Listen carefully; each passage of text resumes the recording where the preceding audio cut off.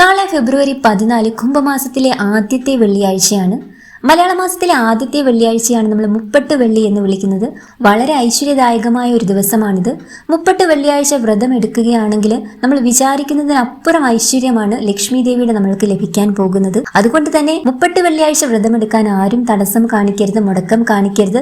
അത്രയും ഐശ്വര്യവും മുടങ്ങിക്കിടക്കുന്ന ഏതൊരു കാര്യങ്ങളിലും ലക്ഷ്മി ദേവിയുടെ അനുഗ്രഹത്താൽ നമുക്ക് ഉടൻ തന്നെ നടന്നു കിട്ടുന്നതുമാണ്. മുപ്പട്ട് വെള്ളിയാഴ്ചകളിൽ ആചാരശുദ്ധിയോടെ വ്രതം ആചരിക്കുന്നത് ദുരിതങ്ങളിൽ നിന്ന് കരകയറുന്നതിനും ലക്ഷ്മി ദേവിയുടെ അനുഗ്രഹത്തിനും സഹായമാകുന്നതാണ്.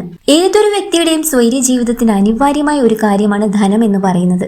ധനസമൃദ്ധി ഉണ്ടെങ്കിൽ മാത്രമേ ജീവിതത്തിൽ ഒരുവിധപ്പെട്ട പ്രശ്നങ്ങൾക്കെല്ലാം തന്നെ പരിഹാരം കാണാൻ നമുക്ക് സാധിക്കും എന്നറിവുള്ളതാണ്. ഇതിനെ സഹായിക്കുന്ന ഒന്നാണ് ഹൈന്ദവ ആചാരപ്രകാരം അനുഷ്ഠിക്കുന്ന മുപ്പട്ട് വെള്ളി വ്രതം എന്ന് പറയുന്നത്. ലക്ഷ്മി പ്രാധാന്യമുള്ള ദിനമാണിത്.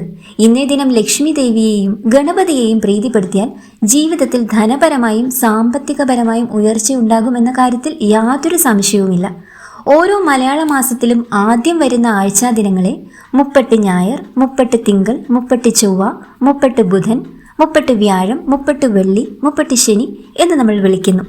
ഇത്തരത്തിൽ മുപ്പട്ട് വെള്ളിയാഴ്ചകളിൽ ആചാരശുദ്ധിയോടെ വ്രതം ആചരിക്കുന്നത് ദുരിതങ്ങളിൽ നിന്ന് കരകയറുന്നതിനും ലക്ഷ്മി ദേവിയുടെ അനുഗ്രഹത്തിനും സഹായിക്കുന്നു. ലളിതാ സഹസ്രനാമം, മഹാലക്ഷ്മി അഷ്ടകം എന്നിവ ജപിക്കുന്നതും ഗണേശ അഷ്ടോത്തര ശതനാമാവലി ജപിക്കുന്നതും ഈ ദിവസം ഉത്തമമായി കണക്കാക്കപ്പെടുന്നു. കടങ്ങൾ ഒഴിവായി കിട്ടാൻ ഋണമോചക ഗണപതിയെ പ്രാർത്ഥിക്കുന്നതും ഇന്നേ ദിവസം അത്യുത്തമമാണ്. ധനലക്ഷ്മി, ധാന്യലക്ഷ്മി, ധൈര്യലക്ഷ്മി, ശൗര്യലക്ഷ്മി, വിദ്യാലക്ഷ്മി, കീർത്തിലക്ഷ്മി, വിജയലക്ഷ്മി, രാജലക്ഷ്മി എന്നീ 8 ലക്ഷ്മിമാർക്കും തുല്യ പ്രാധാന്യത്തോടെ മഹാലക്ഷ്മി അഷ്ടക ജപം നടത്തുന്നത് സാമ്പത്തികമായ എല്ലാവിധ ദുരിതങ്ങളെയും അകറ്റുന്നു. മഹാലക്ഷ്മിയുടെ അനുഗ്രഹമുള്ള വീടുകളിൽ ശാന്തിയും സമാധാനവും ഐശ്വര്യവും അഭിവൃദ്ധിയും ഉണ്ടാകുകയുള്ളൂ എന്ന് പ്രത്യേകം പറയേണ്ടതായിട്ടില്ലല്ലോ. അല്ലാത്ത പക്ഷം കുടുംബത്തിൽ വഴക്ക്, അനൈക്യം, കോപം എന്നിവ ഫലമായി വരുന്നതാണ്. ഇനി മുപ്പട്ട് വെള്ളി വ്രതം നമുക്ക് എങ്ങനെ എടുക്കാമെന്ന് നോക്കാം. മുപ്പട്ട് വെള്ളി വ്രതം ആചരിക്കുന്നതിനായി അതിരാവിലെ തന്നെ നമ്മൾ കുളിച്ച് പൂജാമുറിയിൽ ലക്ഷ്മി രൂപത്തിന്, അതായത് ലക്ഷ്മി ദേവിയുടെ ഒരു ഫോട്ടോയ്ക്ക് മുന്നിൽ നിലവിളക്ക് കത്തിച്ച് പ്രാർത്ഥിക്കണം. ഒരു നെയ്വിളക്കാണെങ്കിൽ അത്രയും നല്ലതാണ്. രാവിലെയും വൈകിട്ടും ശരീരം, മനസ്സ് എന്നിവ ശുദ്ധമാക്കി മേൽ പറഞ്ഞ മന്ത്രങ്ങളും മഹാലക്ഷ്മി അഷ്ടകവും ചൊല്ലാം. ഒരു നേരം നമുക്ക് അരി ആഹാരം കഴിക്കാവുന്നതാണ്. എന്നാൽ മറ്റ് 2 നേരങ്ങളിൽ അരി ഒഴിച്ചുള്ള മറ്റ് ധാന്യഭക്ഷണം കഴിക്കാട്ടോ.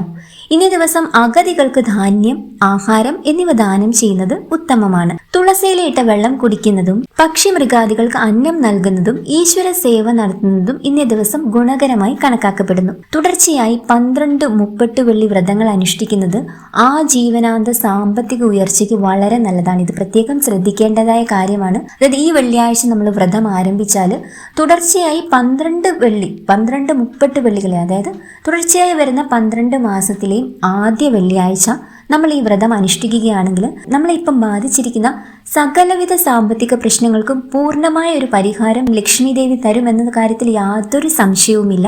അതുകൊണ്ട് തന്നെ നിങ്ങൾ തുടർച്ചയായി 12 മുപ്പട്ട് വെള്ളി വ്രതങ്ങൾ അനുഷ്ഠിക്കാൻ ശ്രദ്ധിക്കേണ്ടതായിട്ടുണ്ട്. അതുപോലെ തന്നെ മഹാലക്ഷ്മി അഷ്ടകം ചൊല്ലുന്നത് ഏറ്റവും ഐശ്വര്യമാണെന്ന് പറഞ്ഞു. അത് ഞാൻ കമന്റ് ബോക്സിൽ പിൻ ചെയ്ത് കൊടുത്തിട്ടുണ്ട്. ഈ മഹാലക്ഷ്മി അഷ്ടകവും നിങ്ങൾ ചൊല്ലുകയാണെങ്കിൽ ഏറ്റവും ഐശ്വര്യപ്രദമാണ്. അതുകൊണ്ട് എല്ലാവരും യാതൊരു മുടക്കവുമില്ലാതെ ലക്ഷ്മി ദേവിയുടെ അത്രയും അനുഗ്രഹം നമ്മളുടെ കുടുംബത്തിൽ ലഭിക്കാൻ വേണ്ടിയിട്ട് ഈ മുപ്പട്ട് വെള്ളി വ്രതം നോൽക്കേണ്ടതാണ്. അതിന് ലക്ഷ്മി ദേവിയുടെ അനുഗ്രഹം എല്ലാവർക്കും ഉണ്ടാകട്ടെ എന്ന് പ്രാർത്ഥിക്കുന്നു.